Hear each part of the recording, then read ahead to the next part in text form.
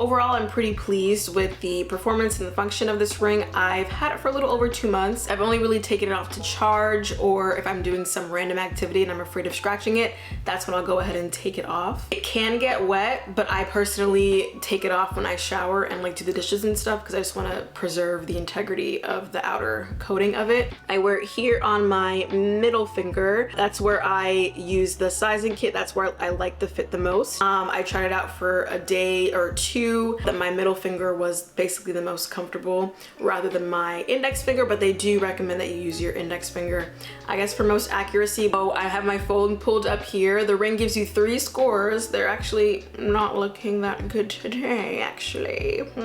Need to change that. So it'll give you a readiness score. Things that contribute to your readiness score are resting heart rate, is the number of times that your heart beats per minute and you're not exerting yourself. It'll do your heart rate variability, balance, and then it'll do body temperature, recovery index. It'll calculate your sleep balance, sleep regularity, activity of the previous day, activity balance, and then it'll calculate all those scores and then give you your readiness score. As far as sleep, so it tells you your total sleep efficiency, whether you achieved adequate restfulness or not, so it'll measure that. Other things for sleep include the amount of time spent in REM sleep, so that's where we tend to do most of our dreaming. That's what helps with memory consolidation. Shout out to my neuro major brain remembering all of this from school. And it'll measure deep sleep latency. So sleep latency is defined as the amount of time that it takes you to fall asleep at night.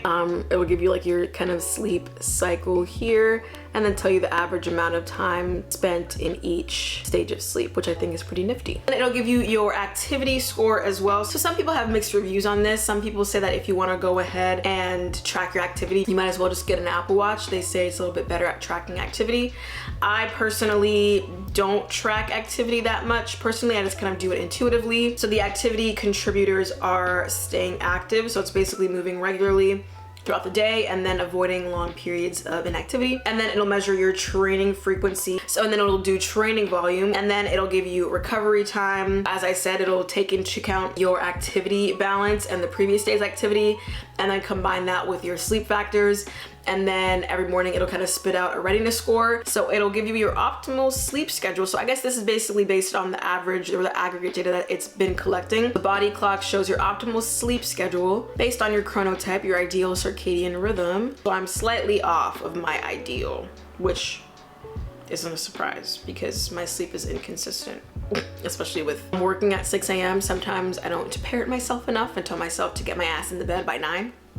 Sometimes it's bad. I'll get like 4 hours of sleep, which to some of you, you'll be like, okay, girl, I I'm thriving on 3 hours, but you and I are two different people, okay? Other things that are notable on the app, they have some meditations. So a meditation for energy reset, starting the day with your intention, visualizing your intention. They have breathing guides, and they have little tabs to learn about how things affect your sleep, like alcohol. Regarding charging, currently my battery is about 45%. You can also put the ring on airplane mode. To take it off airplane mode, you have to put it on the charger actually. So the charging is pretty decent. I really only charge it about once a week or so. I think the last time I charged it was maybe like 5 days ago. It's still on 46%. When it gets to like 28 or like high 20s or something, I'll just plop it back on the chargers. So getting into the integration with natural cycles, I bought this ring, yes, as a wellness tracker, but also I was interested in the integration with natural cycles, which is the first FDA cleared like birth control app. Some people have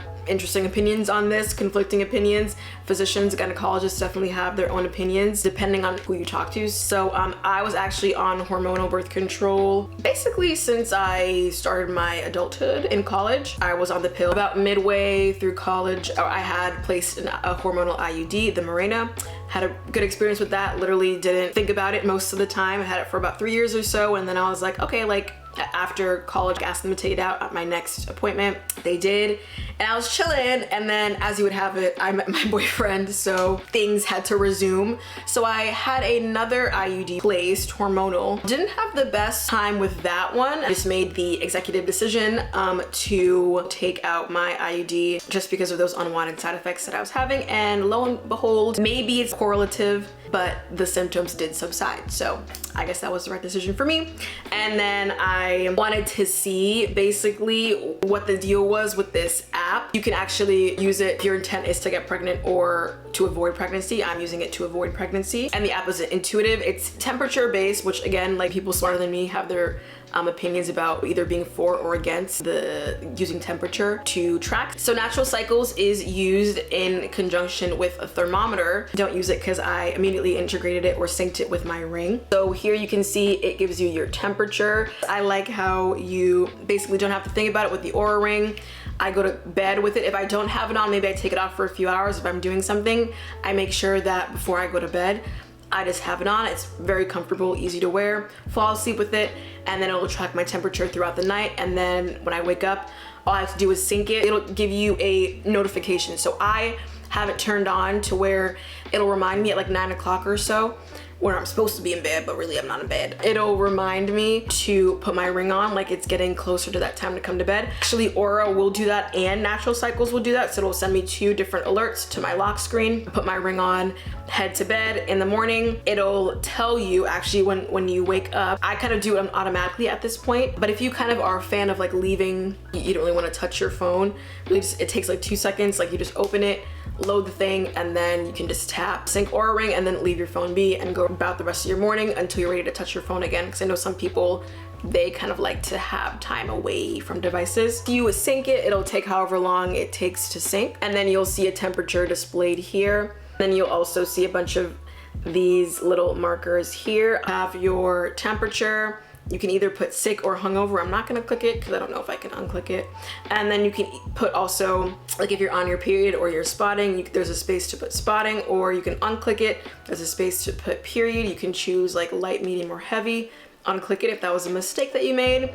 You can choose whether or not that you had vaginal sex that day or night, and then it'll give you a space to note the amount of pain or symptoms you're having, like headache, backache. It has a bunch of emojis and then the corresponding feelings, so how you're feeling, whether it's happy, calm, sad, angry, either fertile or not fertile.